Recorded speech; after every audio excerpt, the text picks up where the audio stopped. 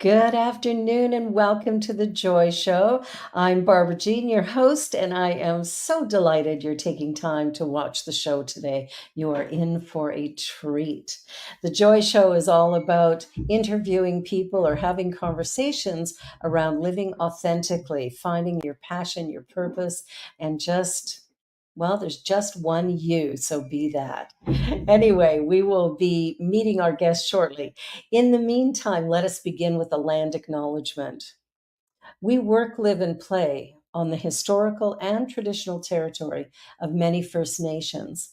And as we gather on Turtle Island, we as settlers are grateful for the opportunity to meet here. And we thank all the generations of people who have taken care of this land for thousands of years, including the Métis, Inuit, and all other Indigenous people.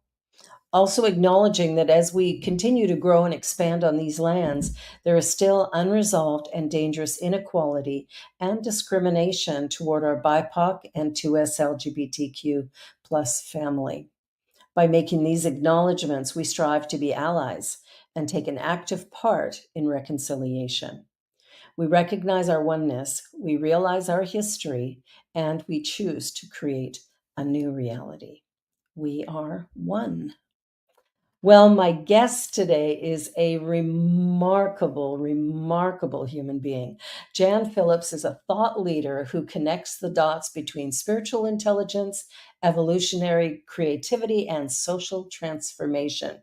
She's the author of 11 award-winning books, has taught in over 25 countries, and has published works in the New York Times, Ms., Newsday, People, Parade Magazine, Christian Science Monitor, New Age Journal, National Catholic Reporter, Sun Magazine, and Utne Reader. Her memoir, Still on Fire, Field Notes from a Queer Mystic, was released by Unity Books in October of 2021. Welcome, Jan Phillips. Hey, thank you Yes. for having me here. Well, I'm so glad you're here. Your story is so remarkable. And for me, the mystic path is like that's the path, because religion has kind of messed things up a little I'll bit. say in spades. It's true. It's true. Now, your journey to where you are today is so rich and beautiful. Can you give us a little history lesson to start with, where you got started on your spiritual path and how you've become the mystic you are today?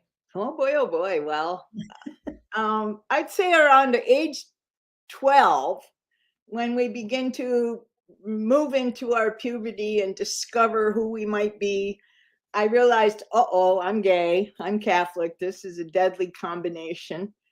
So I, became suicidal because the life ahead of me was very glum when I imagined it, because I couldn't, my family, the culture, the church, everyone was against this terrible homosexual ugh, life.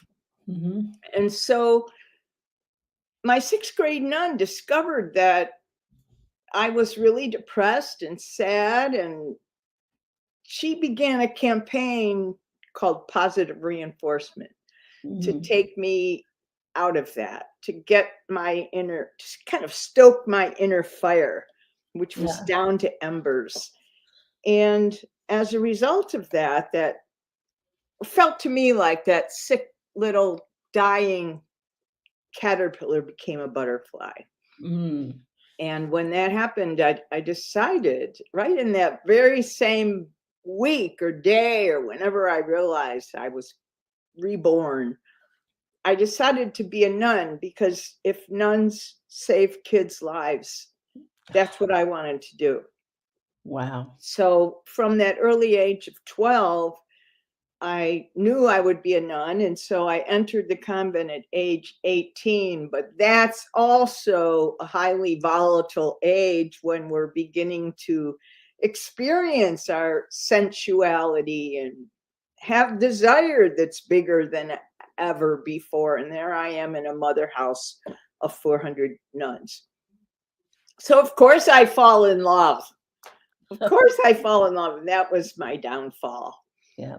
And so they kicked me out after 2 years. And then the church, actually, a priest refused me absolution unless I stopped being gay, which, of course, I said to him in the confessional, you might as well ask me to turn my eyes brown. Exactly. That's how impossible it is.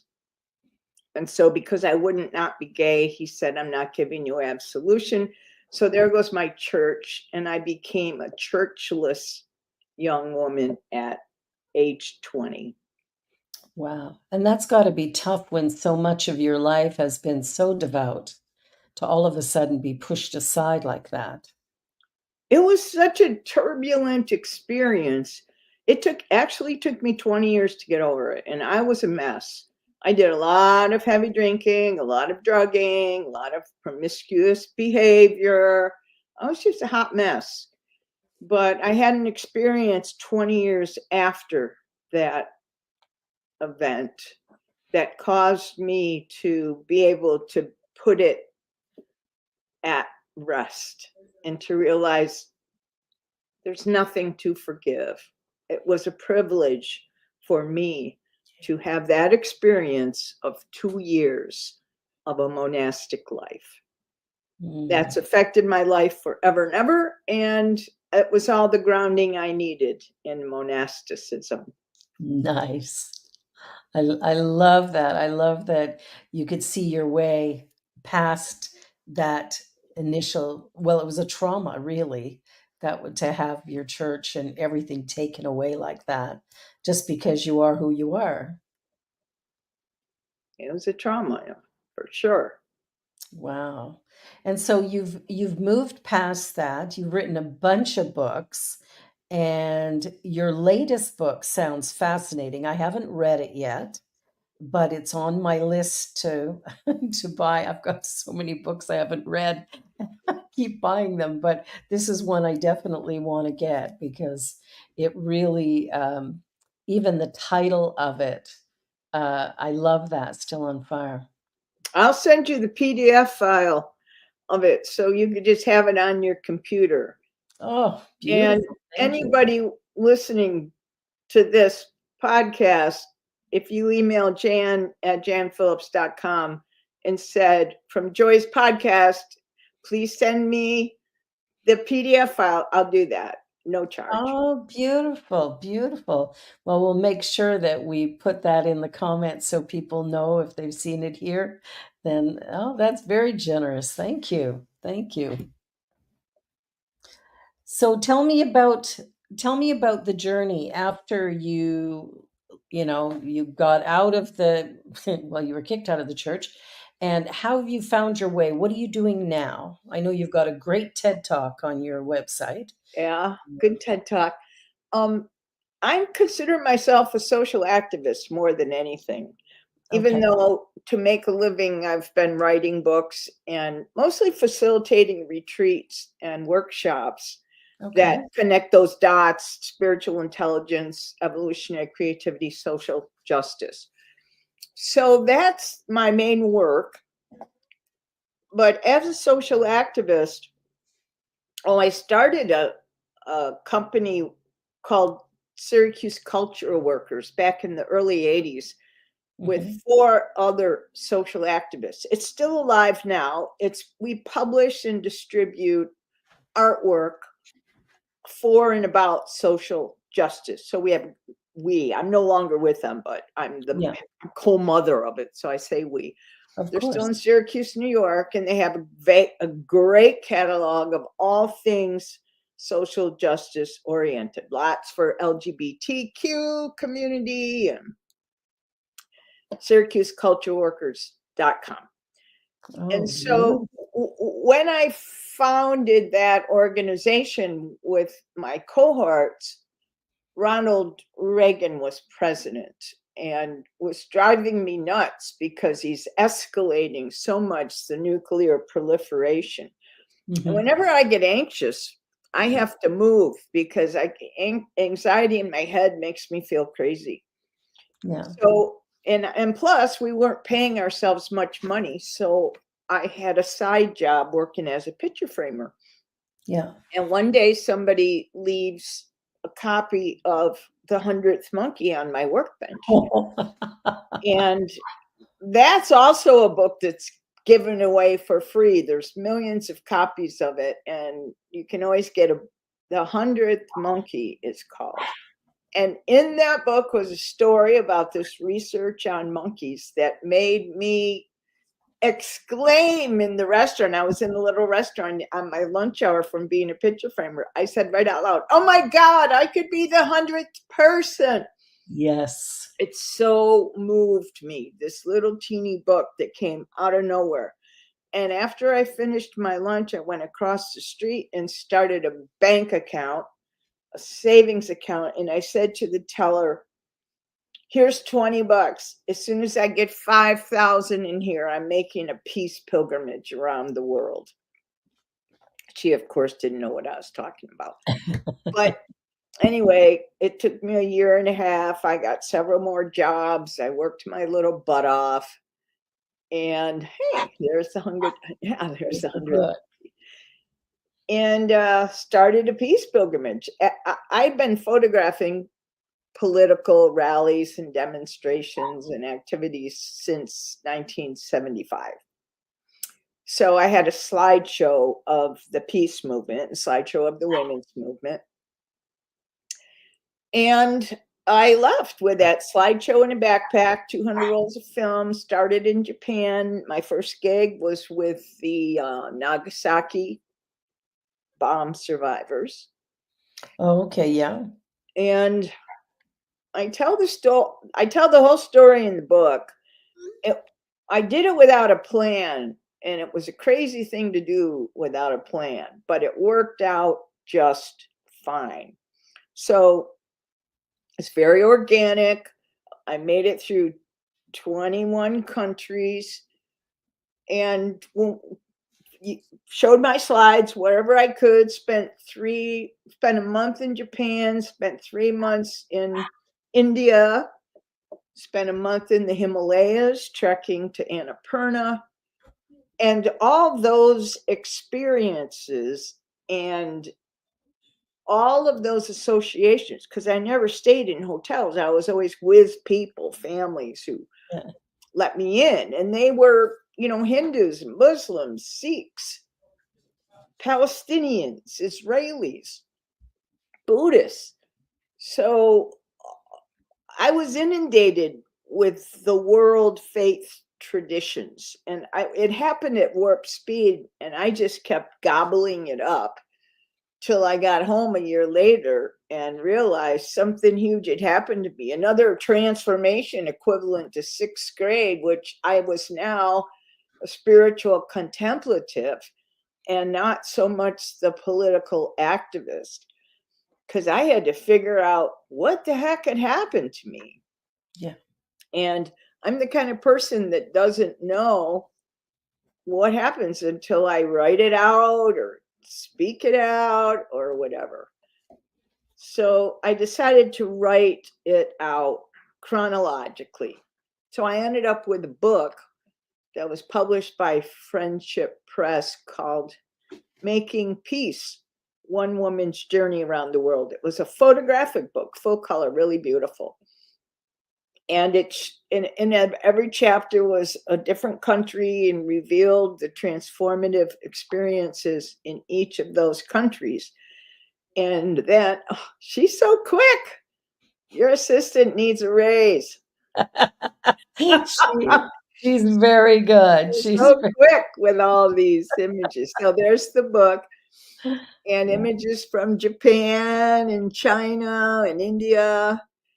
And as a result of writing that book, I was invited to teach at an International Women's Writers Conference, which has been going on for almost 50 years now. Mm-hmm. And that's when I realized that women have been silenced. I never really felt too silenced myself because I'm just a bossy, bullish type of person that says you're not going to keep me from what I want. Yeah. And I'm going to say what I think. And that's my personality, thank goodness. So I never caved into the patriarchy's desire for women not to live out loud. So I was asked to teach at this conference, and what happened was everybody in the rooms raising their hands saying why they're not writing. I don't have time. I don't have space. My husband doesn't support me. Nobody wants my work. I can't deal with rejection. A whole litany of reasons for why they are not writing. So we were together for a whole week. And on the last day of class, we had a wedding ceremony where we married our muses. And that's what I called the class, Marry Your Muse. And so they all did that inner journey, found their inner muse, named her, created a really deep relationship with her. And then we had a wedding ceremony on the last day. And all of their commitments were actually reframes of what the problem was. Like the woman who said, I can't write because I don't have time. She would say her muse was Aphrodite. She would say, Dear Aphrodite, I vow to give you 1 hour each day to be with you and listen to you and play with you to honor my creativity, like that. And so they all blurted out their vows. And when I got home, I collected them, put them in a document, made a creed. It's called the Artist Creed with all of their vows. It was about, I believe I have the time it takes to create whatever I feel called to create. So the Artist Creed became my table of contents for the book, Marry Your Muse. And that was the beginning, because now I have another political agenda, really, which is to unsilence women and Yes. guide them toward the thing that they're here to draw attention to.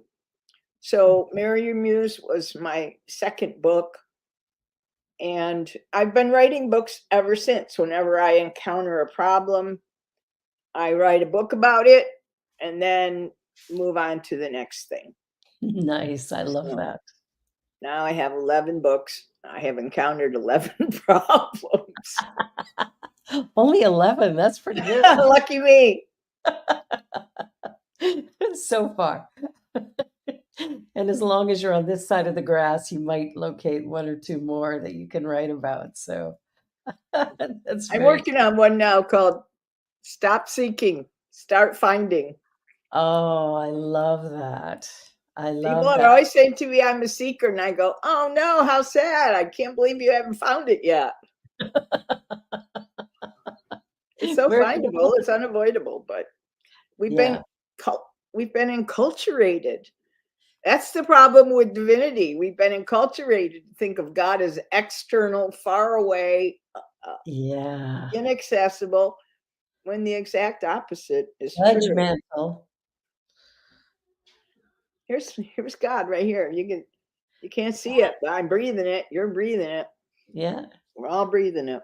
Yeah. It's every cell of your body, the activity of your mind, the table you're seated at, the computer we're talking on. Right. It's all God stuff. All God stuff. I love that. I love that. I think, when I think about the journey to kind of expressing our own authenticity, that we have really allowed the world around us, parents, siblings, teachers, media, whatever, to cause us to shrink. And I remember when my daughter was younger, I don't know if the TV show's still on, but there was a children's programming of a family, and the mother and her oldest daughter were always in competition. And I didn't want my daughter watching that show because I thought, what a horrible portrayal of the connection between women. And I was trying to explain it to my husband because he was going, "Oh, it's a pretty good show. Like, what's the problem?" And I went, "This is the problem." And there's so much of that in our world where we portray women as being really catty with one another. But I don't think that's the majority. We seek connection with each other. I agree. Yeah. People who live consciously are living with that intention to create relationships of consequence. Yeah. And when you're busy doing that, there's no instinct for cattiness. No, there isn't. There really isn't. It's, you know, it's interesting. My daughter is 18 now, my youngest daughter. I have four, but my youngest is 18 and just went through a whole thing with her at school. She just graduated grade 12, but while she was in high school, she was a bit of a thorn in the side of the principal and most of the teachers because she's very conscious, very aware, and she doesn't let things sit. So she's very, very clear when the girls would get dress coded because they looked too sexy or whatever. She went to the principal and said, "Who's sexualizing the children here?" And of course, he goes, "Well, the teachers are." Well, if the teachers are sexualizing the kids, then you need to talk to your teachers, not the kids, Good right? for her. And the same thing with one of the teachers wore a t-shirt one day that said all lives matter. And again, she went to the principal and said, tell him to take it off, you know, until Black lives matter, LGBTQ, trans lives, women's lives, until everybody's life matters, then that t-shirt can be worn, but not until. And Yeah. when I see that type of fierceness, and I know she got it because of the way we've raised her, but I've noticed even amongst her friends that they're much more conscious, less likely just to follow along because some person in power said so. And that's something that I think, you know, bodes well moving forward if we have more of those voices of those young people that say, hey, enough. Absolutely. And I think it's quite interesting now that we can actually see the evolution in action. Even the language these young kids are using is more I will say synthetic because they're synthesizing what I never had the ability to synthesize in my Exactly. teens. They're Yeah. really connecting dots and understanding, and it's unfortunate that those of us before them, have caused such a mess on this earth that they're now living with anxiety about the status of the planet. It's unconscionable, but it happened, Yeah. and there's nothing we can do about it, but always commit to trying to fix what went awry.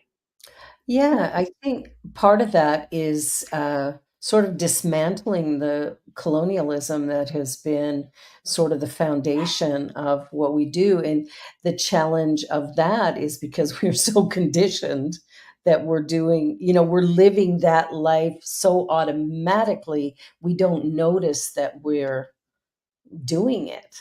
And so it's about how do we raise consciousness or become more aware. And I think that's the whole journey of being a conscious creator is to really pay attention to every decision, not to judge and beat ourselves up over it, but to sit back and go, whoa, okay, now I have an awareness, I can do better. And we begin to evolve accordingly. I think that brings me hope. Yeah, I think the creations that people are involved with now, how we apply our creativity, has a point, has a purpose. You know, people are not just doing needlepoint and embroidering simple phrases. People are embroidering political statements, right? Oh, yeah. Using the old tools for a Yes. new consciousness. Painters, poets. You know, when I was teaching early in the Writing Guild, women would write poems about their gardens or, you know, their children or whatever. And now there's more of an urgency to have our words address the critical issues of today. which is, conscious creativity. Which is beautiful to see. I was watching RuPaul's Drag Race, and I think it was season 13, where one of the queens dressed all in white. She looked stunning as she came out on a black woman came out on the runway, all dressed in this gorgeous white gown. And when she turned around, there were two basically bullet holes in the back of her dress with blood, Oh, coming down from wow. that, and a sign that said something like, I can't remember what the sign said, but something like, "Let's call their names." Oh, yeah. And Yep. it was a huge political statement, but really well done. And I think so important that we're bringing that stuff to the forefront in everything that we do, because we must. At some point Because in we time, must. we gotta get it that we're in this together. We have to. Absolutely. Amen. Yeah. And it's until we grasp that I'm as responsible for you as you are responsible for you. And I think when we start to really understand that, we can be better stewards of the planet, of our resources, of our people, everything that we do, the way that we treat our children. I'm still appalled when I hear teachers go, "Oh, well, boys will be boys."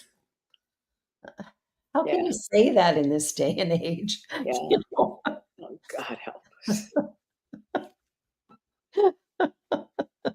Oh, people will be people. Yeah. Oh my goodness. Well, we're at our halfway point, so we're going to take a little commercial break here so we can thank the people who donate to the New Thought Media Network, and also just to say thank you to all of you who watch. You're watching The Joy Show here on the New Thought Media Network, and we'll be right back with our remarkable guest, Jan Phillips. Okay.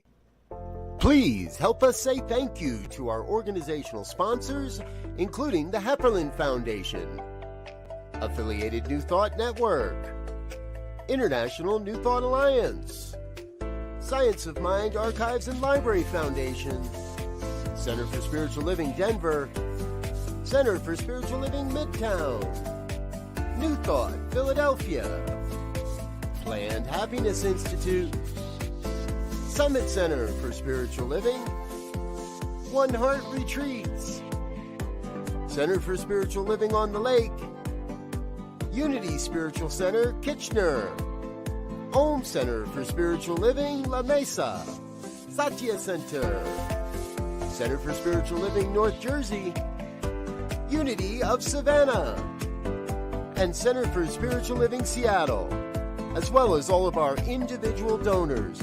Thank you for making New Thought Media Network a place to be. Please come be you. And remember, like, share, and subscribe. New Thought Media Network, positively inspiring. Watch me change when you change the way you look at things. The things you look at change. When you change the way you look at things, the things you look at change. When you change the way you look at things, the things you look at change. When you change the way you look at things, the things you look at change.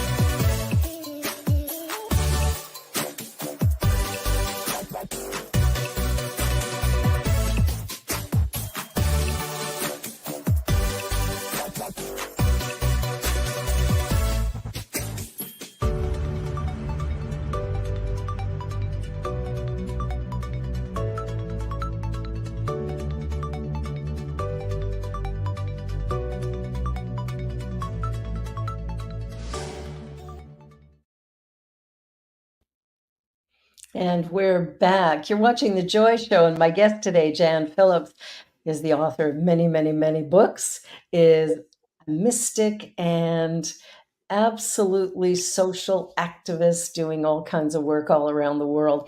I am so delighted that you said yes to this interview. It's so great to talk to you. So tell me, what's next? Like, what things are kind of getting your gears going these days that make you feel passionate about the world and what's required? Well, one thing is when I ask myself the question, what am I going to do about climate, about the catastrophe we're in the midst of? Mm-hmm. It was really nice to get the response from the universe that said, do something with photographs. Because Mm. I'm not the one who goes like this and shames people. I'm the one that causes people to bow down and be in awe. It's like Oh, I Mary Oliver love said, that. adoration is the essential preparation for action. So now I am creating an exhibition of 21 images that have an image of just the earth and an image from a person, an image of the earth, an image of a person that collides, that causes us to understand our oneness. Let me just get one and show you. Oh, That'll yes, help. please. That would be wonderful. That's the thing, when we start talking about images, we want to see them. This is That just a becomes test run. So there's oh, two images. beautiful. That's a stone monument in the Biscuit Yeah. Badlands. That's a friend of mine doing yoga on my dock. And the copy underneath says, we are of the earth, and the earth is of us. And within both is a pulsing, fiery, illuminating force that propels us forward toward the light of light. So Oh, I have that's 20 beautiful. of these. They're going to be 18 by 24. And a script from a video I made 15 years ago called All Our Relations, which is a kind of mystical approach to how do you refer back to that we're creatures of the earth. Right. Yeah. I had this amazing experience the other day. I started saying my prayers in alphabetical order. So praying for, A, B, C. So Annie, and then these two plants I had, Aphrodite, and da da da da. And so I get down to G, and I say, who am I praying for G? And I said, Gaia, Gaia. Some people call it Gaia, but Yeah. it's like the earth is in my hand. So there she is with. This is Yeah. amazing. This is the All Our Relations That's my producer. videotape on YouTube, which I'm now changing over to use my more modern versions, my more modern photographs. So Wow. anyway, when I pray in the morning to Gaia, I felt one morning, and I didn't connect the parts, but I felt all of a sudden my shoulders relaxed and came down, and my legs felt this pulsing, warm flush of energy run through them. I felt real healing around my heart area. It was just a very physical, visceral feeling in my body. And it mystified me until I figured out what was happening, which is I'm praying for Gaia, and I am Gaia, Yes. right? Yes. So that's the immediacy, the non-locality of our prayers. So it's a very real thing. And I never really realized how real it was. You have hope about your prayers. Yes. You have faith about your prayers. But until that day when my whole body softened up and was tenderized, and Yeah. I don't know, just felt so differently because I prayed for the earth. That was a very important aha moment.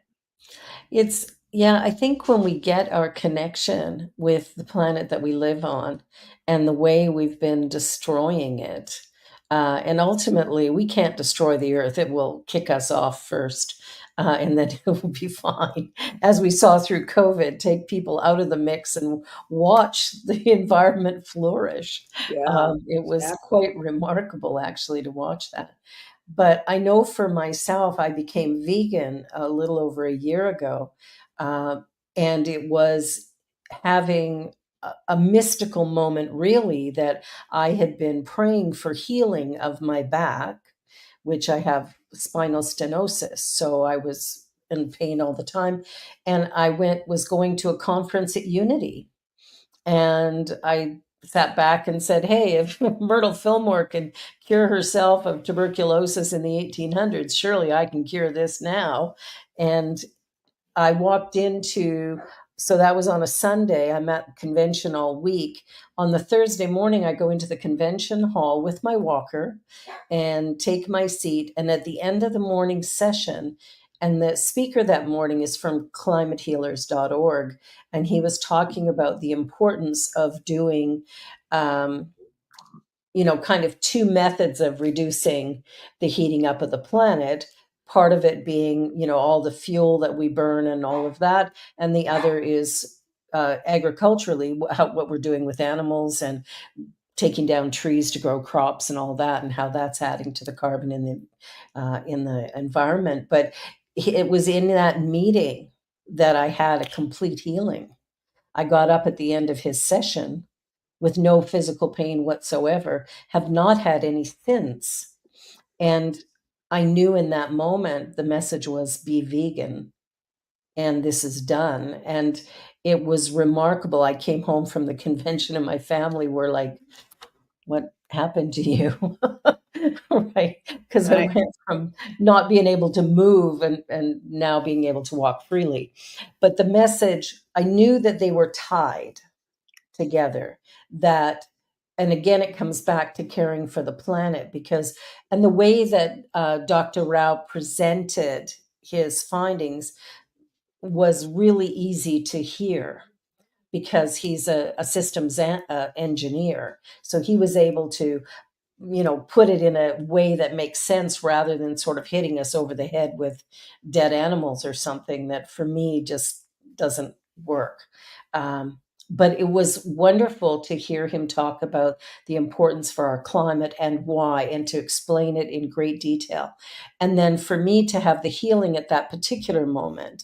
And I think that's where we sometimes miss the messages, Mm-hmm. is that we really do need to be conscious of where and when things happen in our lives and pay attention to them, because the universe speaks to us in a language that isn't necessarily clear English.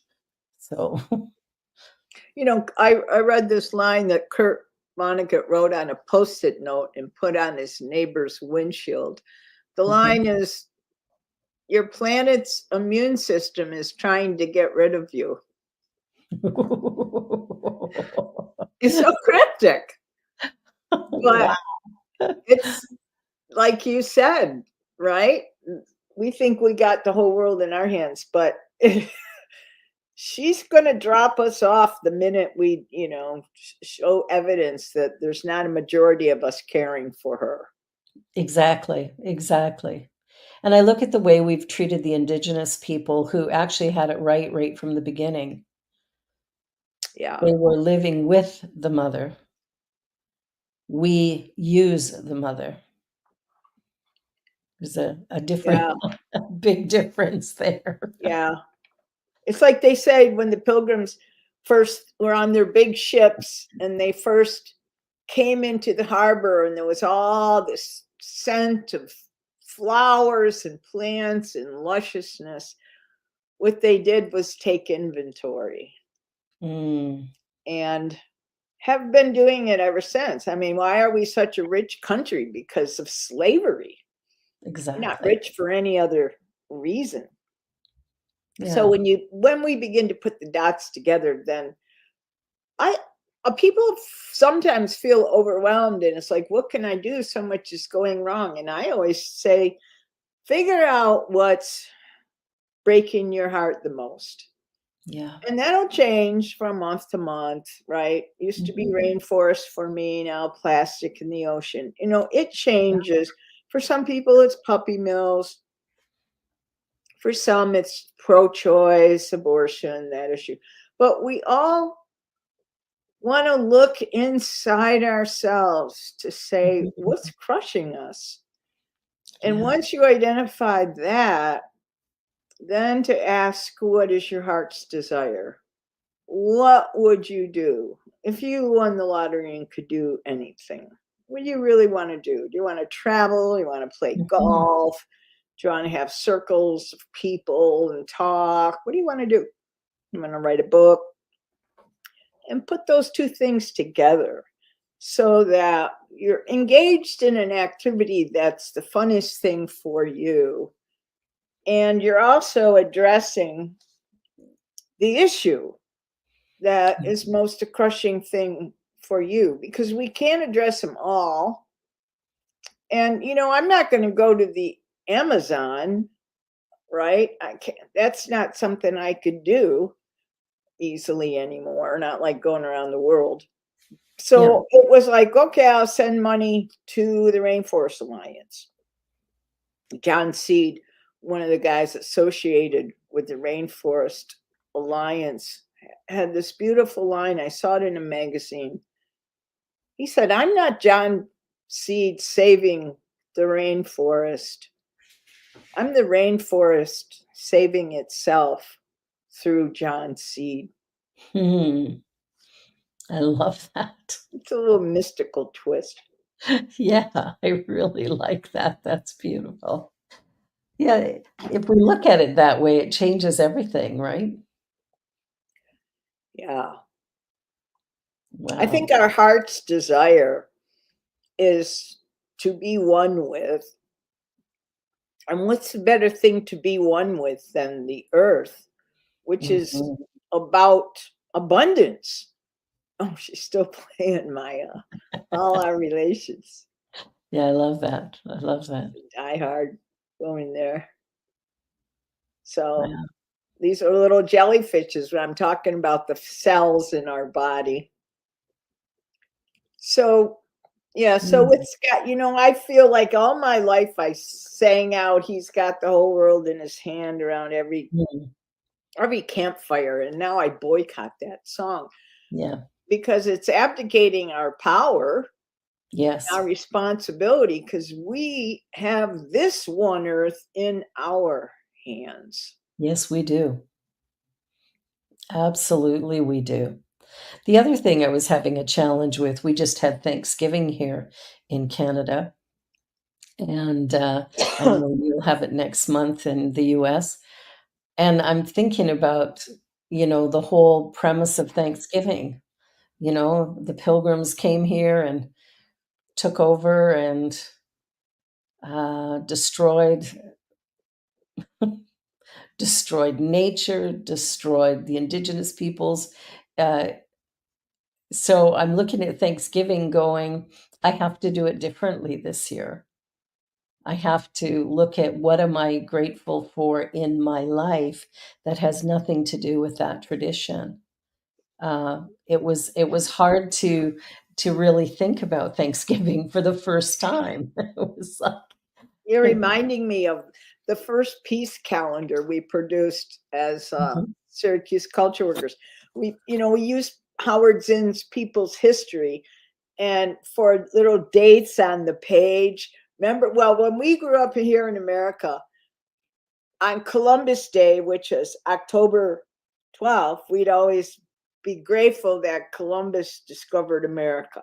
But on Mm. the peace calendar, what we said about October 12th was the Native Americans discovered Columbus. Oh, I love And that. it's a whole different feeling, but you got to resist how it was presented to us. Yeah.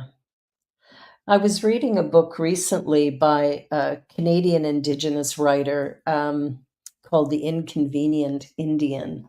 And he talked about um, a lot of the history that we've taken for granted from the perspective of cowboys and Indians, basically, and how that's actually not very accurate. It's which makes perfect sense when you think about it. It makes perfect sense.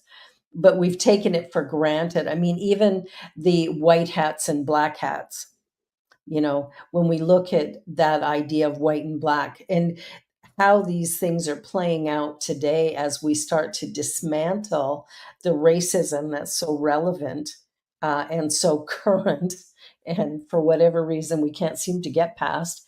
When we start looking at these very subtle little things that we just took for granted, what's good, what's bad, that's a big thing to change in our consciousness, to really begin to look at, where am I putting my energy, and have I just bought into this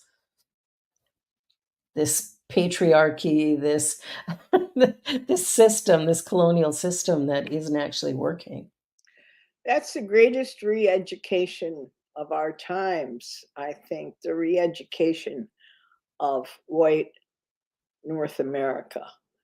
Yeah. That for us to come to understand the nature of white privilege, that we've never had to even be exposed to that. It was after George Floyd that the roof Yeah. fell in for me. I've got, I was going to, here, let me show you this.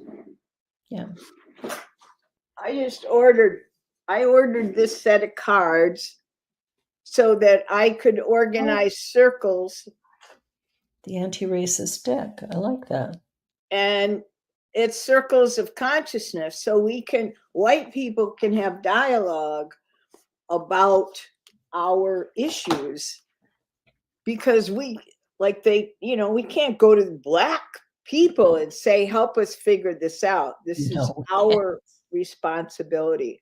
So this is a black man, an anti-racist man, who is helping us to do that, Beautiful. feeding us the questions that we should, look how good she is, that we should be asking each other. So there's things that we can do. Yeah. There's resources at hand. I have many reasons. I have resources for mystics.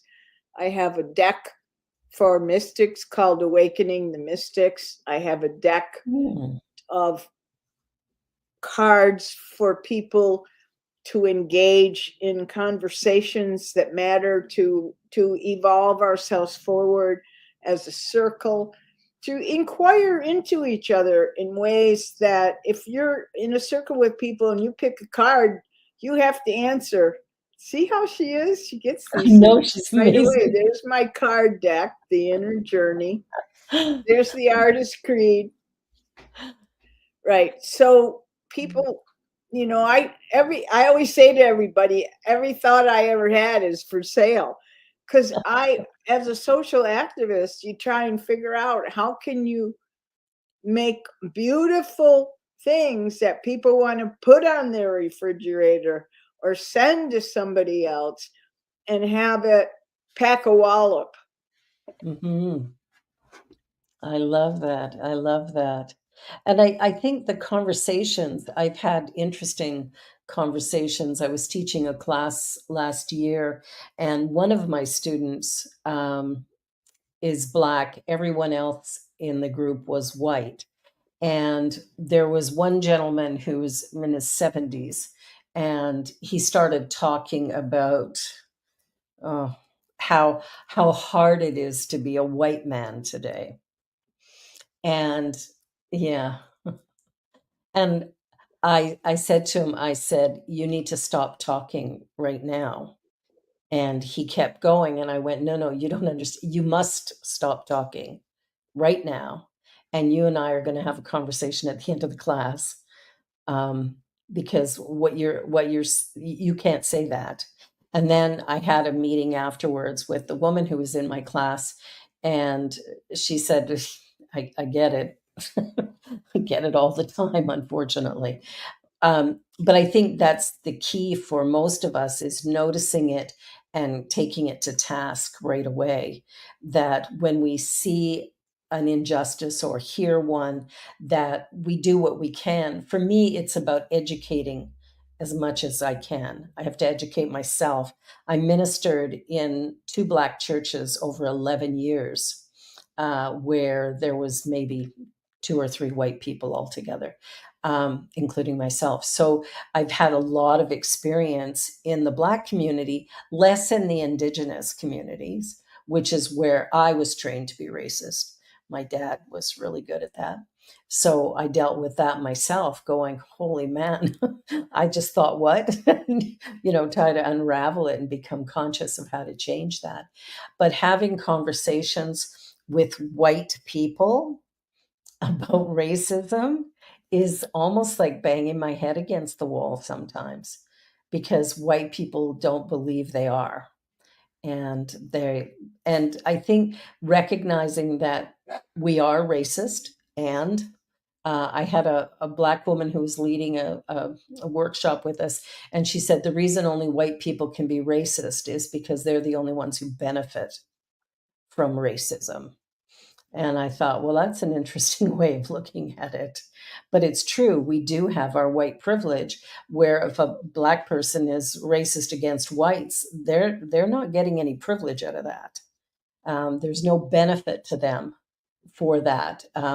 So it was like, when she said that, it was like a little bit of cold water over the head, going, I guess so.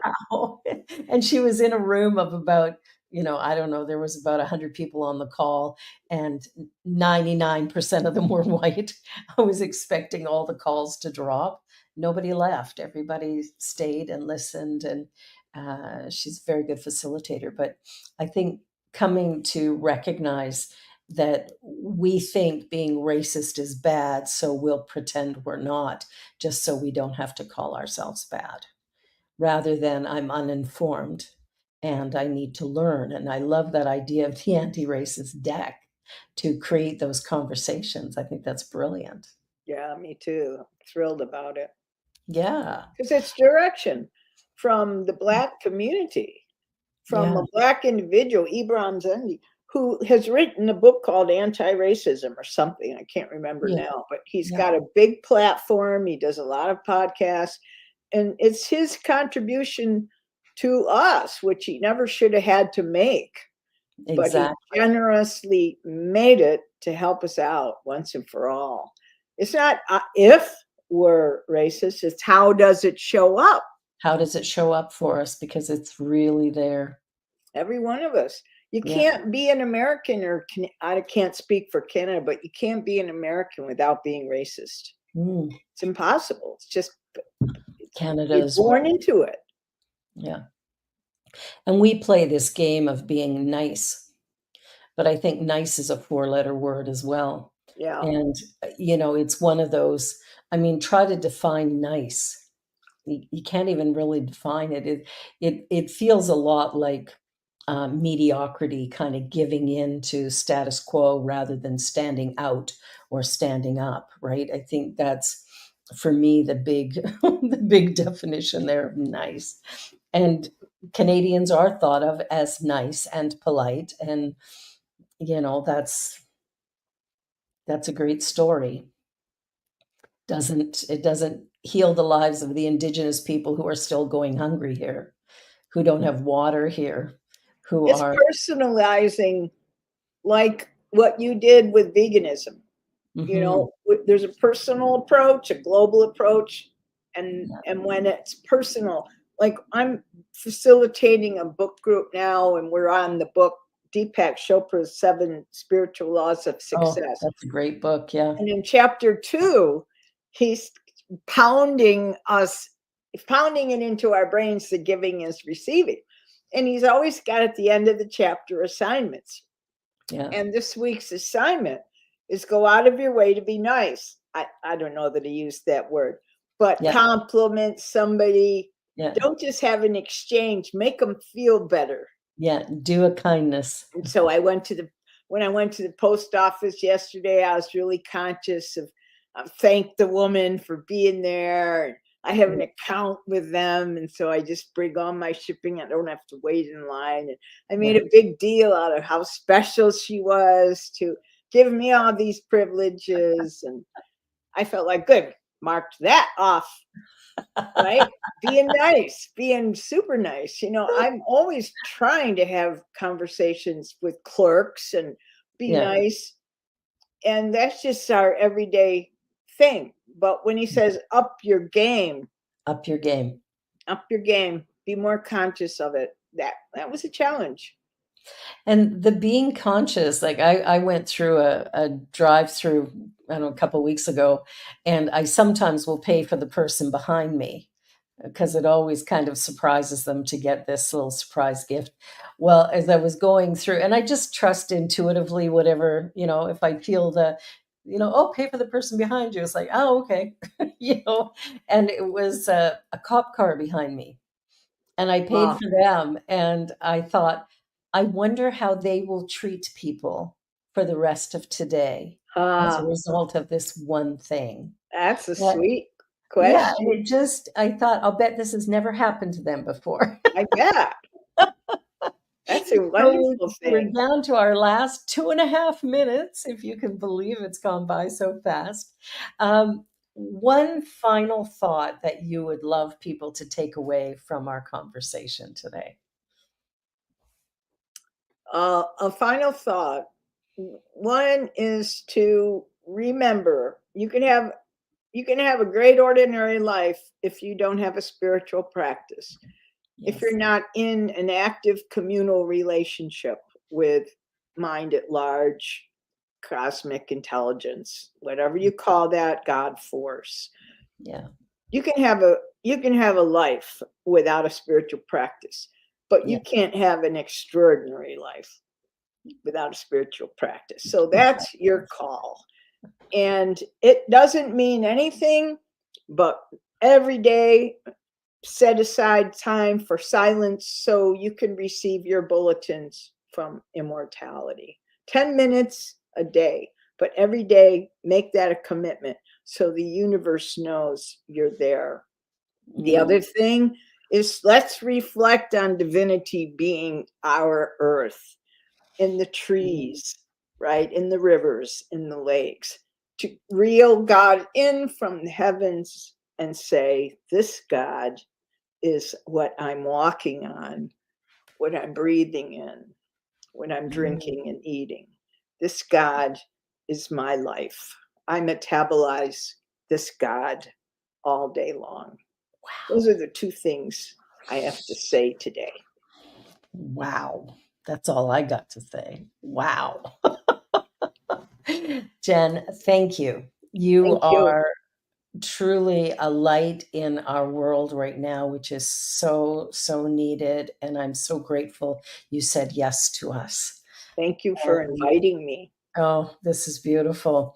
You're watching The Joy Show, everyone, and joy is the acronym for just one you. Each one of us can only be who we are, so be that and celebrate it and stand out and stand up for life. Thank you, Jen. You're a gift.